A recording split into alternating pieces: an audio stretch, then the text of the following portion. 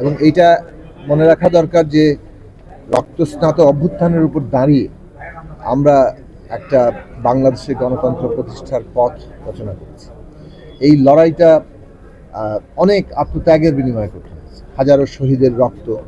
তার আগে দীর্ঘ লড়াইয়ে গুম খুন মামলা হামলার মধ্য দিয়ে এই দেশে কিভাবে বিএনপি সহ বিরোধী রাজনৈতিক দলগুলোর উপরে অত্যাচার হয়েছে আমরা তা দেখেছি কিভাবে বিএনপি চেয়ারপারসন বেগম খালেদা জিয়া তার উপরে অত্যাচার হয়েছে।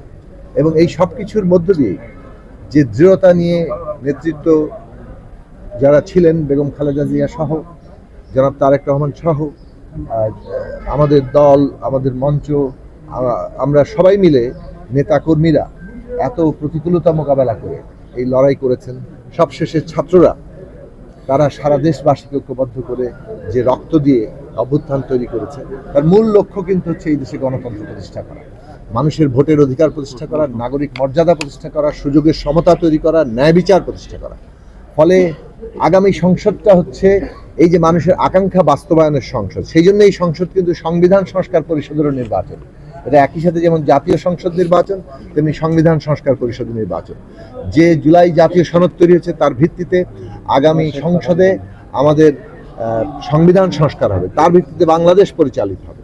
কাজে সেই একদম গুরুত্বপূর্ণ একটা সংসদে সবাই যাতে ভোট দিতে পারেন সেই পরিবেশ রক্ষা করা, আমরা যাতে সুস্থ একটা শান্তিপূর্ণ প্রতিযোগিতার মধ্য দিয়ে জনগণের ভোটে আমরা যারাই নির্বাচিত হোক তারা সংসদে গিয়ে জনগণের অধিকার প্রতিষ্ঠা করতে পারে, তাদের জন্য কাজ করতে পারে, সেই বাস্তবতা তৈরি করা আমাদের মূল লক্ষ্য।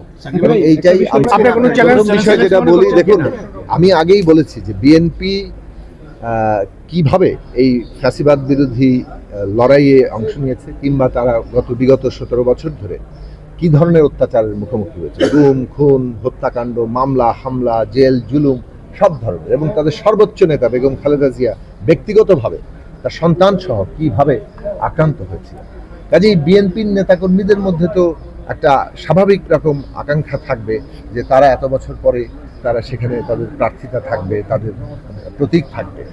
এই ক্ষেত্রে যুগপৎ সঙ্গী হিসেবে যে কয়টি আসনে বিএনপি অন্যান্য দলের যুগপৎ সঙ্গীদেরকে সমর্থন দিয়েছে, এই বিষয়টা আমরা যুগপৎ আন্দোলনের ধারাতেই আলোচনা করব এবং আমরা আশা করি যে এই আমাদের আলোচনার মধ্য দিয়ে আমরা একটা ঐকমত্য পৌঁছাতে পারবো। আমরা আশাবাদী যে বাঞ্ছারামপুরে আমরা যারা যুগপৎ লড়াই করেছি জাতীয়ভাবে তাদের মধ্যে ঐক্য থাকবে এবং সেই ঐক্যের ভিত্তিতে আগামী নির্বাচন পরিচালিত হবে।